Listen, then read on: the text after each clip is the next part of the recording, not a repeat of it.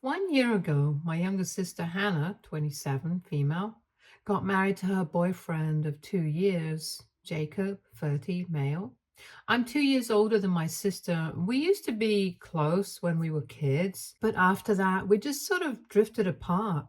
After I moved out for college, we started speaking less, and by the time both of us had graduated and had our own jobs, we led very different and separate lives, so we didn't have much to talk about. On top of that, we had a stupid fight about something 6 years back, so we have pretty much had no contact since then. In the recent past, we would get together when our family would meet for holidays and stuff, but wouldn't exactly talk to each other. To be quite frank, I don't even remember what the fight was about. I just know that it was over something really small. It wasn't like we were out to get each other, but just didn't interact. And last year, after my dad passed away, I pretty much had nothing to do with my family. My mom was always closer to my sister, so they had their own thing going on. And whenever I tried to visit her, I would always feel very out of place. So I just started keeping to myself. I was also very busy with work, so I wasn't really connected with either of them. And then 2 weeks ago, Hannah showed up at my place in the middle of the night and she begged me to let her stay with me because apparently her husband had turned out to be abusive and she desperately needed somewhere to go. Even though we hadn't been particularly close for the last couple of years, I allowed her to stay with me. This seemed to be quite serious, and as a woman and her sister, I did not want to turn her away when she was asking me to help her out with something like this. She had shown up at my place with absolutely nothing, just some money and her cards, and kept apologizing for springing this on me. But she didn't have anybody else to rely on. I had just moved into a new apartment, so she knew that Jacob would not be able to find her here and that she was safe from him. So I instructed everybody in the family not to give my address out without my approval to anybody in case they asked, since I did not want her to be found. She told me that apparently Jacob had been controlling and manipulative right from the beginning, but after they got married, she had thought that he would stop doubting her now and then. But he had gotten worse instead. He had forced her to cut her friends off because he did not like them and thought that they were not the right kind of company for her. Recently, he had started pressuring her to even quit her job and stay at home because he thought that she needed to pay more attention to the household, and her job was distracting her from doing that. But at this point, she had put her foot down and they had been fighting about it for the last couple of weeks. And the night that she had run away, he had come home drunk and was yelling at her about the dishes in the sink that hadn't been done yet. She had said that she had been very exhausted after coming back home from work, so she hadn't found the time to do it yet.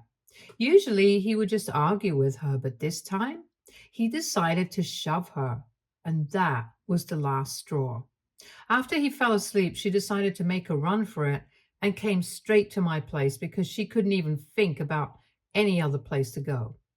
I was a bit confused because I thought that she was close to our mother, so she could have gone to her instead. But Hannah told me that apparently she had already talked to our mother about this and her advice had been shocking.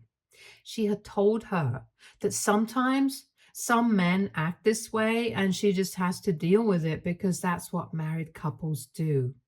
Every time they're going through stuff, she can't just admit defeat and leave because that's the easier way out.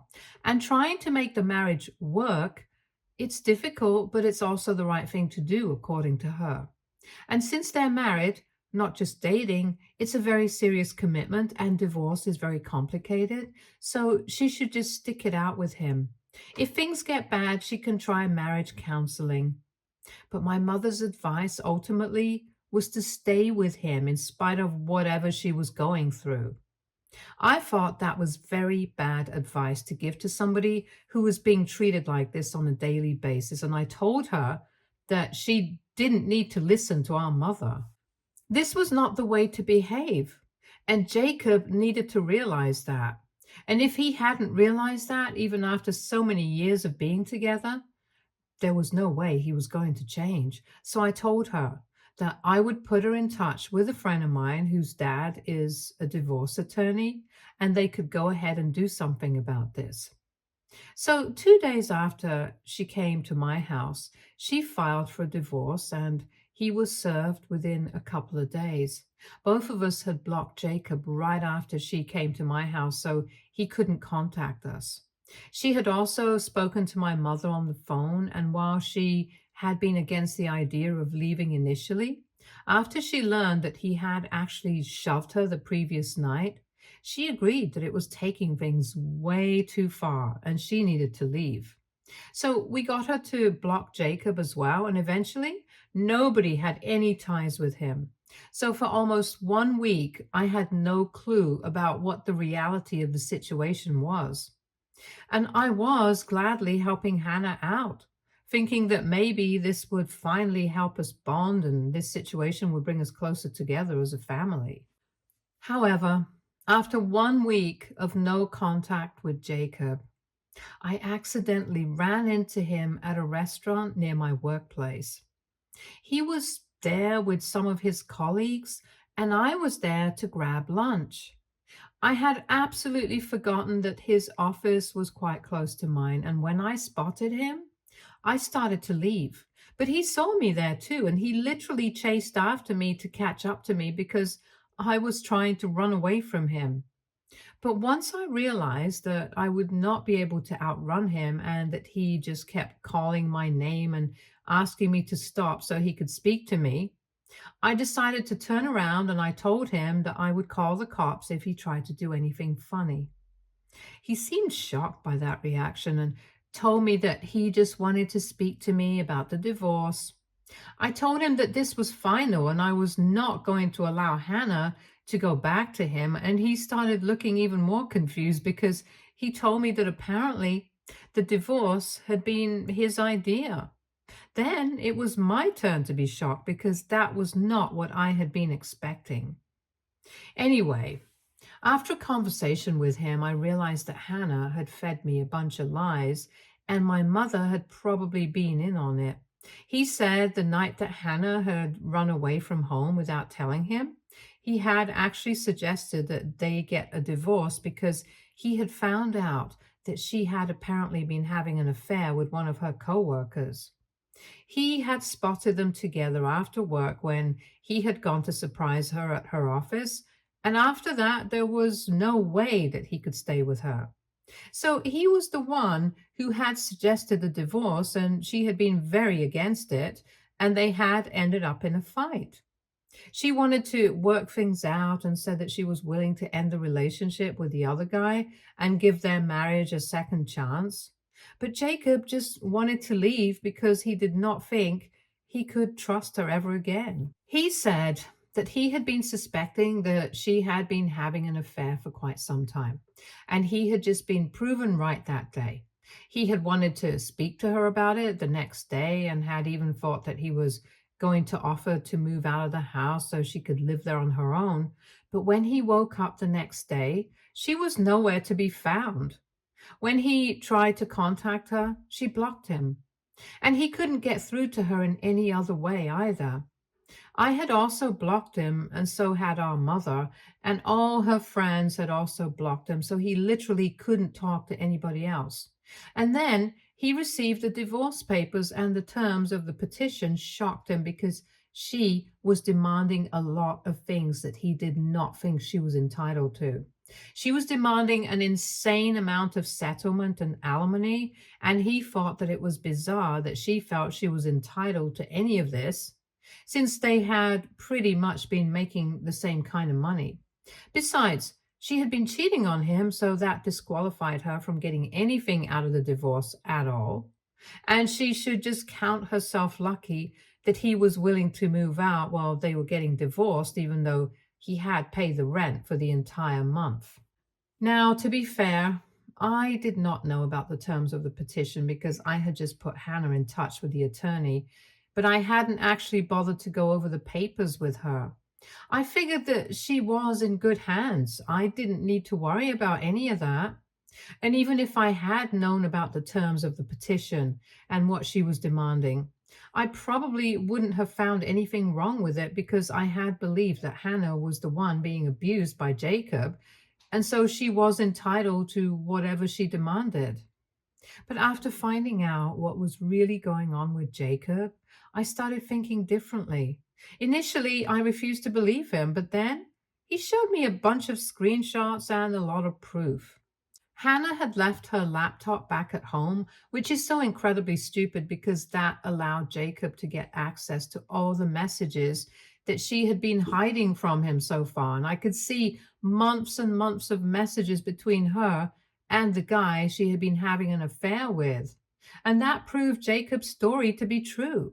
So I was pretty confused about what to do after finding out the truth. And I just apologized to Jacob for making him run after me and embarrassing himself like that.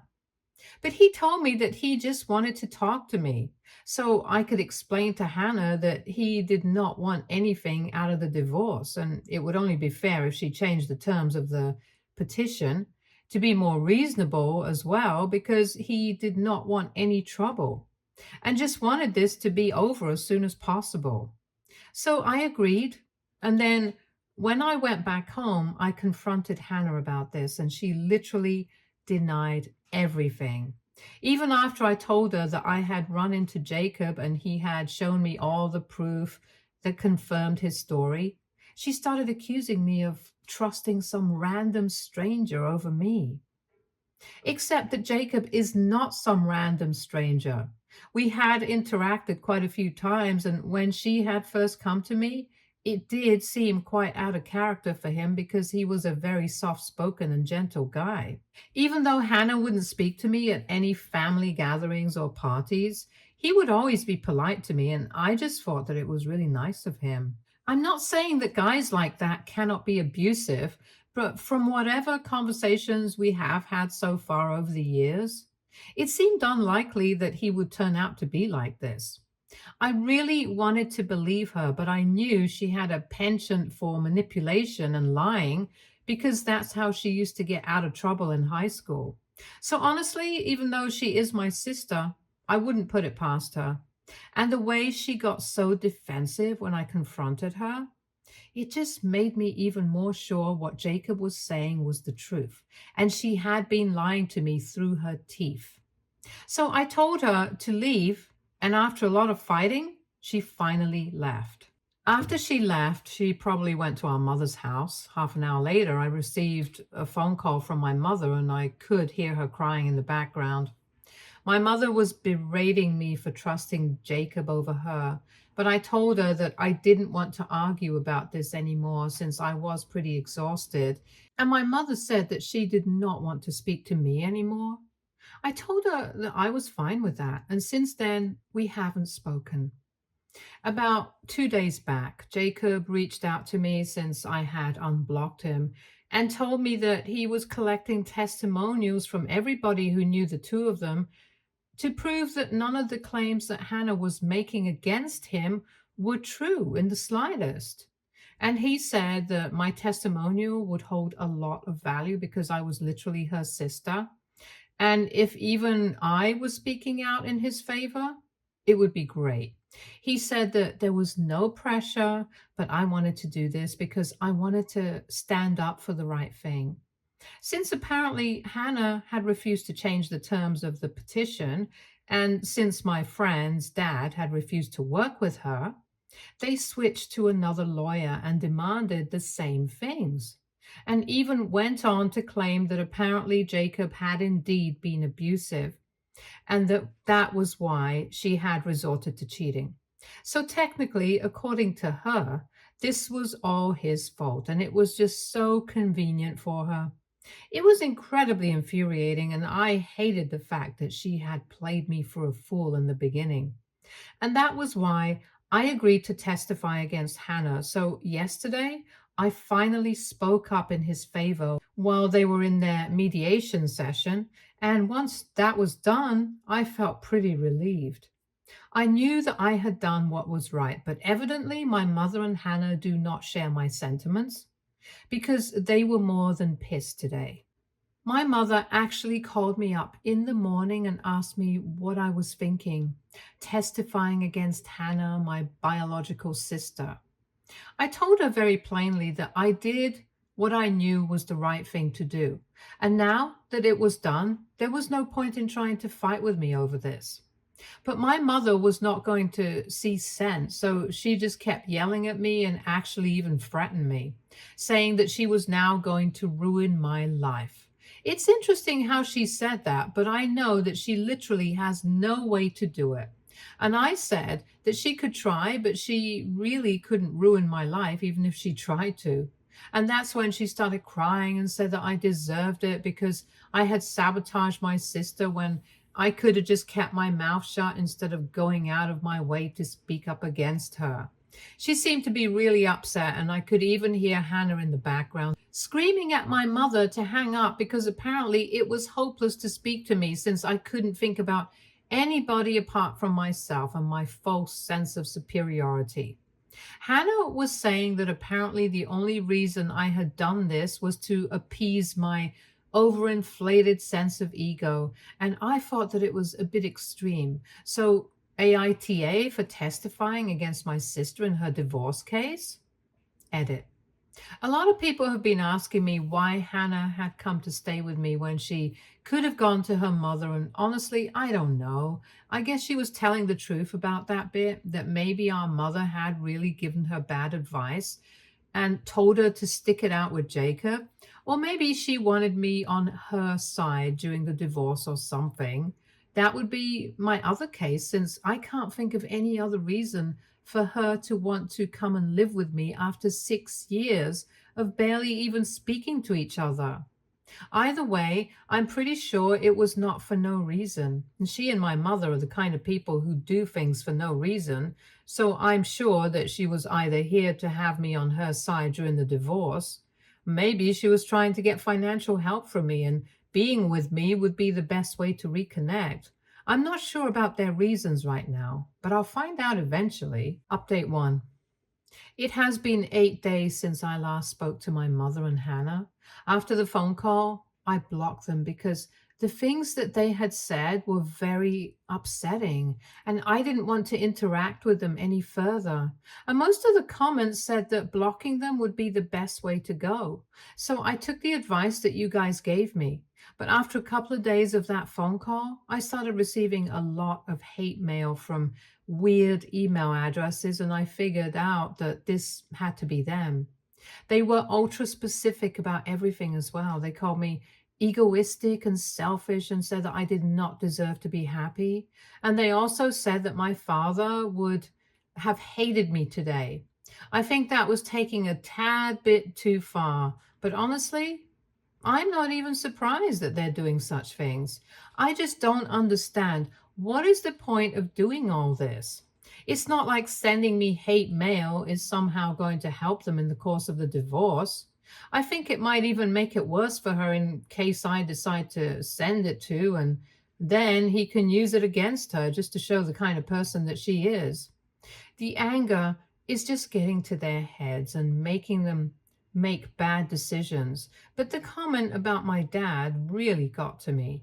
I had been ignoring their emails, but after that one, I decided to reach out to Hannah on her work email and tell her that if she didn't stop doing this, I would make things much worse for her than I already had. And I was serious about it, so she responded to me by telling me to unblock her if I had the guts to do it, instead of acting like such a coward. I don't understand what was so cowardly about blocking her. I just don't want to speak to either of them. And after what they said, I think it was perfectly fair.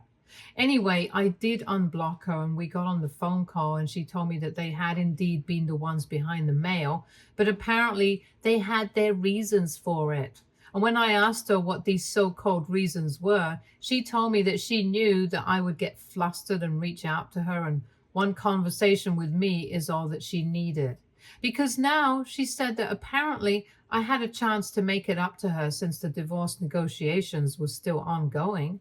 And all I had to do was testify for her this time and say that Jacob had pressured me into testifying against her the first time around, taking advantage of our strained relationship and manipulating me with his lies.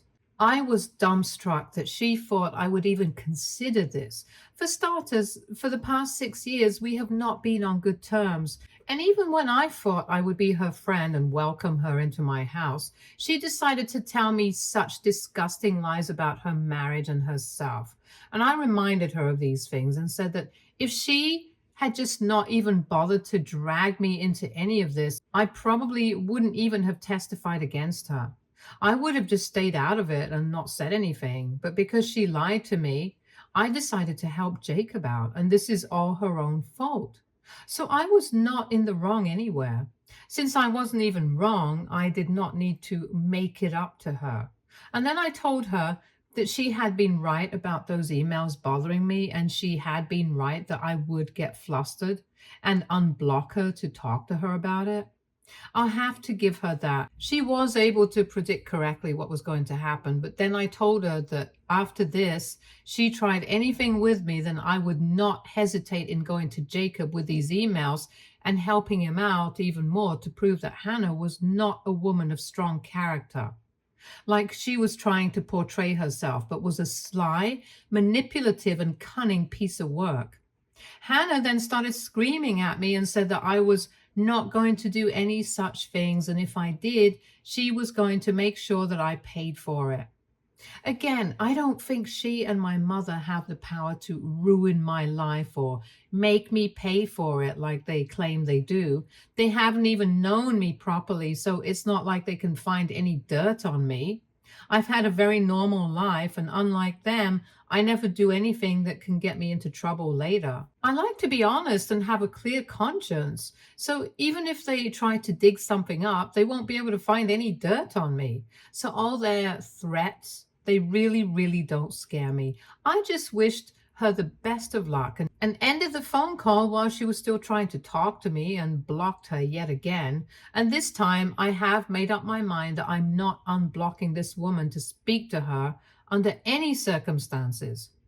I'll go and see them in person and speak to them if need be, but I'm definitely not unblocking them. Not after this. Update 2. So it's been a couple of days since I last spoke to my sister, and I guess if you can't find dirt on somebody, you can just make something up and then post it online.